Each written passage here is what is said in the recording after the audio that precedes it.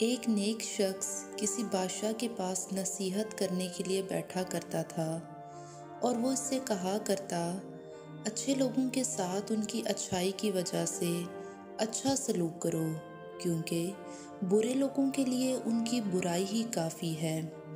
ایک جاہل درباری کو اس نیک شخص کی بادشاہ سے اس قربت پر بہت حسد تھا، تو اس نے اس کے قتل کی سازش تیار کی اور بادشاہ سے کہا، یہ شخص آپ کو بدبودار سمجھتا ہے اور اس کی دلیل یہ ہے کہ آپ کل اس کو اپنے زیادہ قریب کیجیے گا۔ جب یہ آپ کے قریب ہوگا تو وہ اپنی ناک پر ہاتھ رکھ لے گا تاکہ آپ کی بدبو سے بچ سکے۔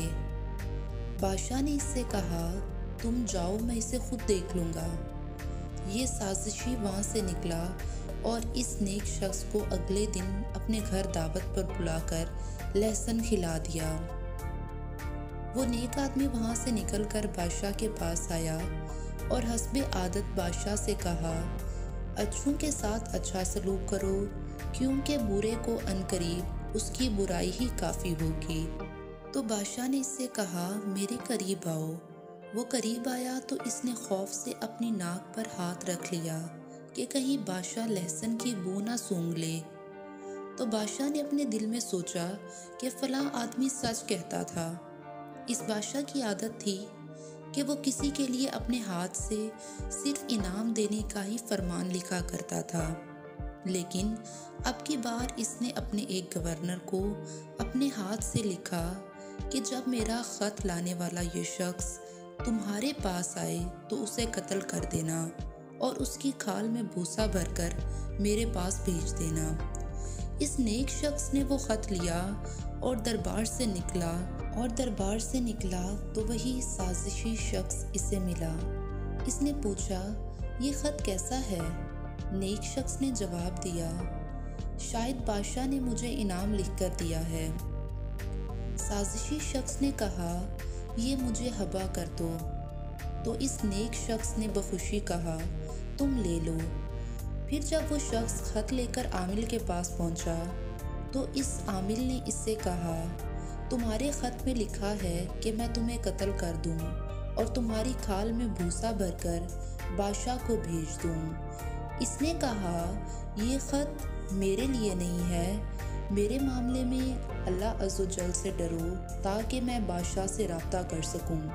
تو عامل نے کہا، بادشاہ کا خط آنے کے بعد اسے رجوع نہیں کیا جا سکتا، لہٰذا عامل نے اسے قتل کر کے اور اس کی کھال بھوسے سے بھر کر بادشاہ کو بھیج دی۔